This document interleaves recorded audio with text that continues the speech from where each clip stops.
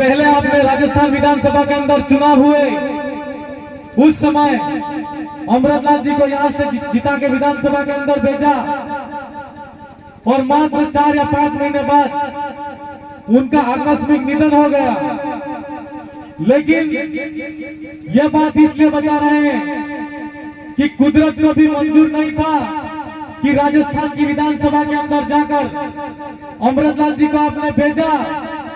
लेकिन जितेश भाई कटारा भारत आदिवासी पार्टी से फिर से यहाँ पर चुनाव में होंगे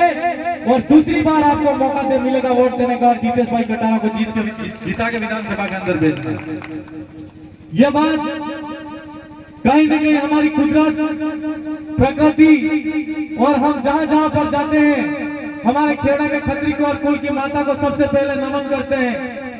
और जो भारत आदिवासी पार्टी जिस विचारधारा के साथ में खड़ी है, उस विचारधारा में हम सबसे पहले मानव कल्याण, प्रकृति को बचाओ, जल जंगल जमीन पर हमारा अधिकार और साथ साथ 78 साल आजादी के इतने वर्ष बाद भी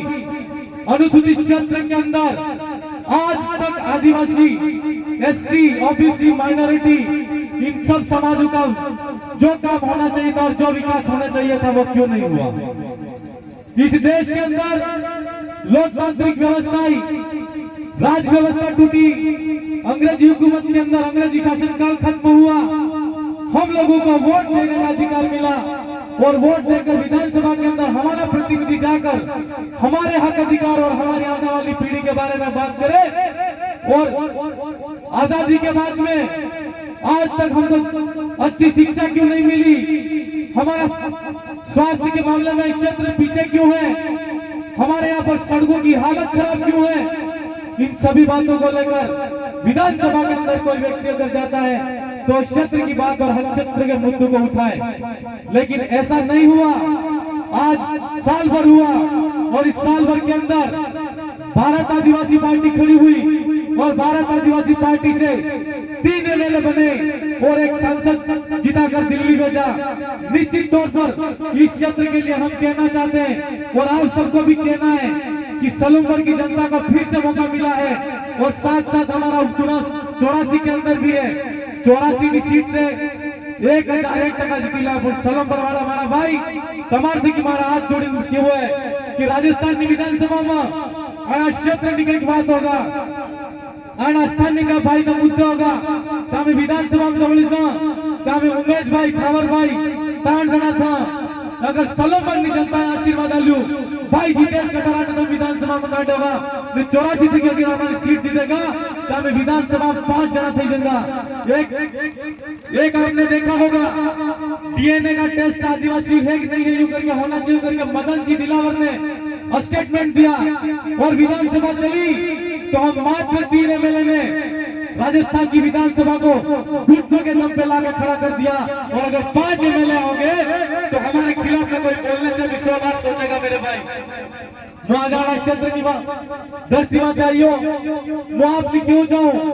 कि पूरा उदयपुर संभाग वाला तभी को ऊंसो टावर पड़ी क्यों तो ऊंसो टावर भागीदार पड़ी सके तो एक टावर का ऑटोमेटिकली कुदरत ने गिरा दिया और वहां सहानुभूति से भारतीय जनता पार्टी ने शांता जी को टिकट दिया। शांता जी आज अमृतलाल जी नहीं है तो दुख सबको पूरी विधानसभा को होगा, लेकिन सहानुभूति पे पूरी जनता का जिम्मा नहीं छोड़ा जा सकता। इसलिए कहना जरूरी है कि भाई जितेश जी कटारा युवा है और साथ साथ इस क्षेत्र के बारे में और इस क्षेत्र के युवा बुजुर्गों के बारे में कोई भी अगर ऐसा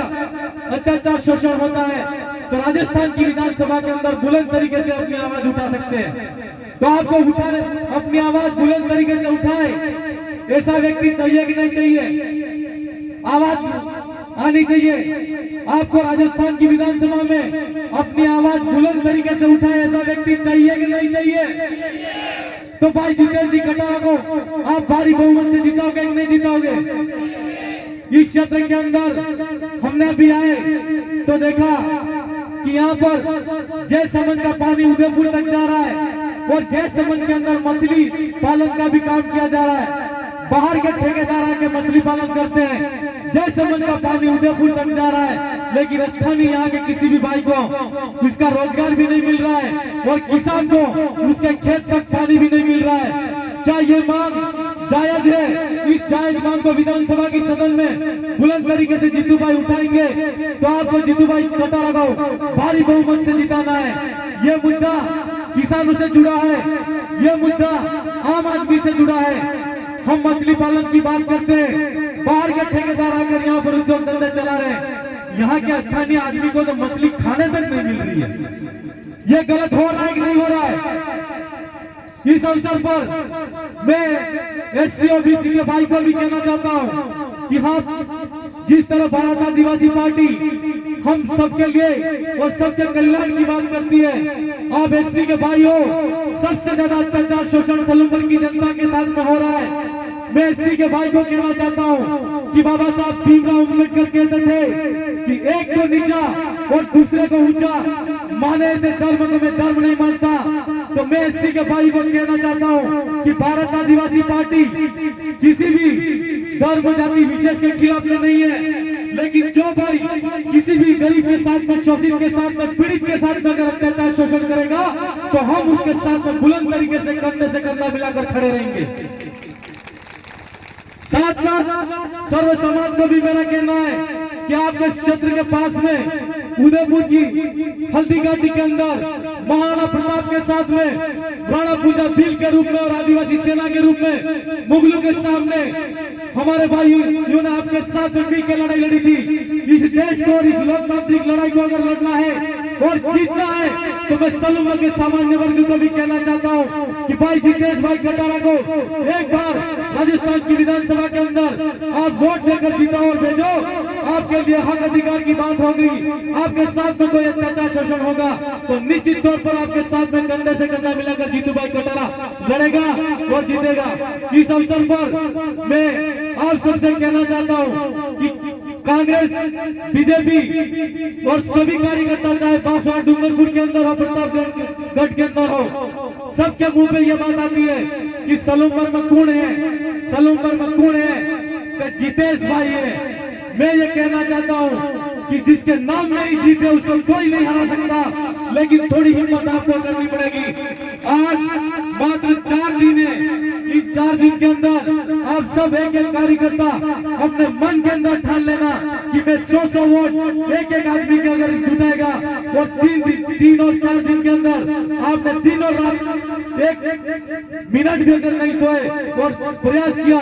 तो निश्चित तौर पर हमारे 3 भाई हैं हम और 4 और 5 भाई होकर विधानसभा के अंदर भेजेंगे। मैं सलूमपुर की जनता को और सलूमपुर के तमाम मेरे भाई को इस अवसर पर पुनः मेरी पूरी बागीधरा विधानसभा की जनता की तरफ से बहुत बहुत धन्यवाद जोहार अर्पित करते हुए मेरी बात को विराम करता हूँ। धन्यवाद जोहार।